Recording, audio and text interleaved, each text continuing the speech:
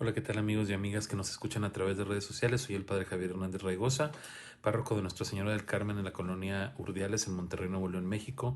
Y el día de hoy, 3 de junio del 2020, pues vamos a escuchar la palabra de Dios contenida en la liturgia de la palabra de la Eucaristía del día de hoy y una breve reflexión. Entonces, acompáñenme a escuchar la palabra de Dios con mucha devoción. La primera lectura la vamos a tomar del libro de la segunda carta del apóstol San Pablo a Timoteo. Pablo, apóstol de Jesucristo por voluntad de Dios, conforme a la promesa de vida que hay en Cristo Jesús, a Timoteo, hijo querido. Te deseo la gracia, la misericordia y la paz de Dios Padre y de Cristo Jesús, Señor nuestro. Cuando de noche y de día te recuerdo en mis oraciones, le doy gracias a Dios, a quien sirvo con una conciencia pura, como lo aprendí de mis antepasados. Por eso te recomiendo que reavives el don de Dios que recibiste cuando te impuse las manos, porque el Señor no nos ha dado un espíritu de temor, sino de fortaleza, de amor y de moderación. No te avergüences, pues, de dar testimonio de nuestro Señor, ni te avergüences de mí, que estoy preso por su causa. Al contrario, comparte conmigo los sufrimientos por la predicación del Evangelio, sostenido por la fuerza de Dios.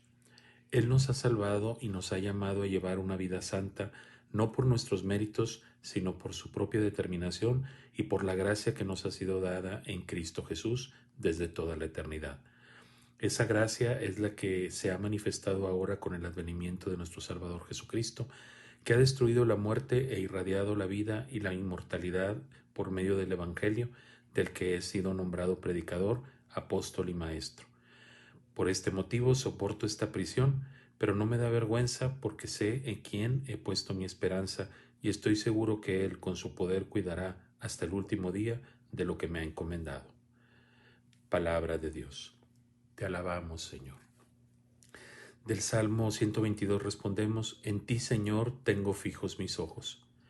En ti, Señor, que habitas en lo alto, fijos los ojos tengo, como fijan sus ojos en las manos de su Señor los siervos. En ti, Señor, tengo fijo mis ojos. Así como la esclava en su señora tiene fijos los ojos, fijos están en el Señor los nuestros hasta que Dios se apiade de nosotros. En ti, Señor, tengo fijos los ojos. A la aclamación del Evangelio escuchamos: Yo soy la resurrección y la vida, dice el Señor. El que cree en mí no morirá para siempre. Aleluya, aleluya. Y del Evangelio, tomado según San Marcos, escuchamos. En aquel tiempo fueron a ver a Jesús algunos saduceos, los cuales afirmaban que los muertos no resucitan, y le dijeron: Maestro, Moisés nos dejó escrito que si un hombre muere dejando a su viuda sin hijos, que la tome por mujer el hermano del que murió para darle descendencia a su hermano. Había una vez 7 hermanos, el primero de los cuales se casó y murió sin dejar hijo. El segundo se casó con la viuda y murió también sin dejar hijos. Lo mismo hizo el tercero. Los 7 se casaron con ella y ninguno de ellos dejó descendencia. Por último, después de todos, murió también la mujer. El día de la resurrección, cuando resuciten de entre los muertos, ¿de cuál de los 7 será mujer? Porque fue mujer de los 7. Jesús les contestó: Están en un error, porque no entienden las Escrituras ni el poder de Dios. Pues cuando resuciten entre los muertos, ni los hombres tendrán mujer, ni las mujeres marido, sino serán como los ángeles del cielo. Y en cuanto al hecho de que los muertos resucitan, ¿acaso no han leído el libro de Moisés, aquel pasaje de la zarza en que dijo Dios: Yo soy el Dios de Abraham, el Dios de Isaac, el Dios de Jacob? Dios no es un Dios de muertos, sino de vivos. Están, pues, muy equivocados. Palabra del Señor. Gloria a ti, Señor Jesús. Muy bien, pues escuchamos estas lecturas y muy interesantes las dos. De hecho, pues hay mucha tela de dónde cortar el día de hoy. Y pues bueno, la primera lectura, como escuchamos, pues tomada de la segunda carta del apóstol San Pablo a Timoteo. Pues bueno, primero me llama la atención esta invitación de San Pablo a que reavive en él el don o la gracia que ha recibido. Esto me llama mucho la atención porque muchas veces nosotros no recordamos o no hemos tomado conciencia de los dones que hemos recibido de Dios. Y si hemos tomado conciencia o sabemos o nos sabemos bendecidos por los dones que Dios nos ha regalado, pues a veces los hemos olvidado. A lo mejor ahora en este tiempo de pandemia, pues han surgido miedos que no conocíamos de nosotros mismos, miedos que estaban a lo mejor ahí y que los sabíamos y pensábamos que los teníamos controlados y han vuelto a salir, pero también pues hemos olvidado los dones que hemos recibido. ¿Qué cosas hemos dejado de hacer en la actualidad que antes hacíamos? ¿Qué devociones, qué formas de espiritualidad teníamos, por ejemplo, cuando éramos niños, adolescentes, jóvenes? O sea, ¿qué cosas teníamos que hacíamos para acercarnos a Dios que ahora no lo hacemos? Pues porque el tiempo, porque las cosas que nos han ido absorbiendo, la rutina diaria y no nos ha permitido seguir con esos dones. Pues yo creo que es tiempo de reavivar ese don en nosotros, de comenzarnos a dar cuenta también de las necesidades de los demás. Ya casi estamos terminando aquí en México este proceso de confinamiento y vamos a empezar a esta nueva realidad que el mismo virus y la pandemia nos han impuesto.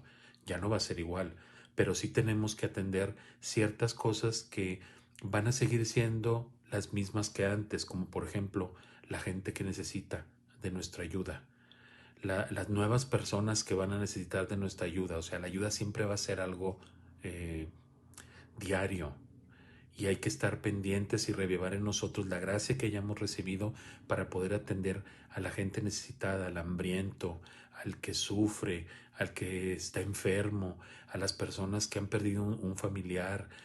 Todo esto pues va a tener una implicación curiosa, ¿verdad? Que, que vamos a tener que retomar. Entonces, la idea de esta primera parte de la lectura es reaviva el don que has recibido de parte de Dios. Que esas cosas que a lo mejor has perdido o que las tienes olvidadas por este tiempo o por algún tiempo, es tiempo que las revives.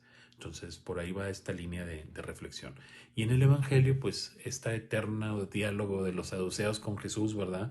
Y esta pregunta hasta cierto punto ridícula que ellos le hacen a Jesús porque realmente no entienden la escritura y no entienden lo que Jesús les está diciendo. O también quieren ignorar o se quieren hacer tontos ante la realidad que Jesús les está planteando.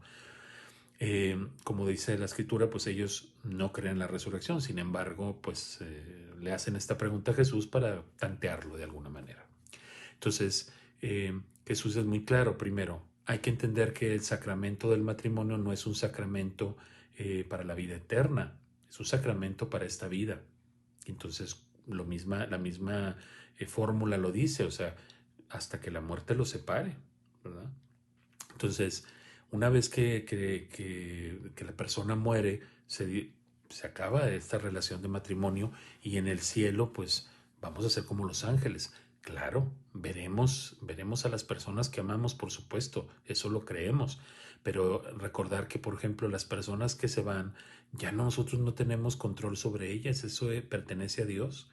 Dios es el único que va a decidir la suerte de estas personas, ¿verdad?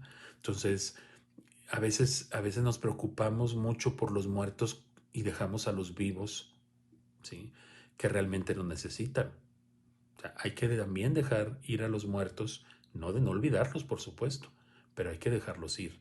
Hay que buscar ponerlos en las manos de Dios y confiar que Dios los tiene en ese lugar que nosotros sabemos que iremos también nosotros para allá y que si Dios quiere los veremos, pero pareciera como que le queremos imponer a Dios a quien queremos ver y a quien no, cuando eso no depende de nosotros.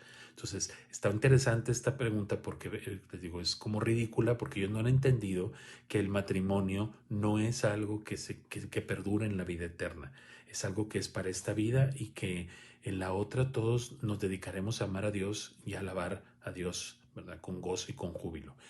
Entonces está esta idea. Pero también está, por ejemplo, esta frase que Jesús dice: Dios es un Dios de vivos, no de muertos. Por los muertos ya no podemos hacer nada más que orar, ¿sí? Y confiando que nuestra oración, por la infinita misericordia de Dios, ayude a estas personas, a estos hermanos nuestros que se han ido a gozar de la persona de Dios. Pero en esta vida, pues, ¿qué pasa? O sea, Dios es un Dios de vivos, o sea, necesitamos tomar conciencia también de las personas que nos quedamos en este mundo y que necesitan de nuestra ayuda. Por eso un poquito va con la línea de la primera lectura. recordar lo bueno que hemos recibido de Dios, por lo menos, por ejemplo, en esta pandemia. A lo mejor no sé si te has preguntado, bueno, ¿por qué continúas vivo? Porque hay muchas personas que ya no están aquí en este mundo y pues solamente por voluntad de Dios, pues sabemos que Dios tiene planeado algo para ellas, o sea, Dios los quería ya con Él. Pero nosotros que estamos aquí, que hemos continuado, que tenemos salud, que estamos caminando en esta vida, preguntémonos, ¿por qué estamos aquí? ¿Qué misión tenemos nosotros? ¿Qué necesidad, qué necesidades tienen los demás que nosotros tengamos una misión para ayudar? Entonces, hoy también es como reflexionar, dar gracias a Dios también porque estamos vivos y reflexionar que si estamos vivos es por algo y ese algo es posiblemente por ayudar a los demás. Entonces, ahora que va a haber muchas personas necesitadas, también va a ser un buen punto para tomar en nuestra vida, recordar esas cosas buenas que hemos recibido de Dios y ayudar a los demás a que también puedan salir adelante de sus situaciones.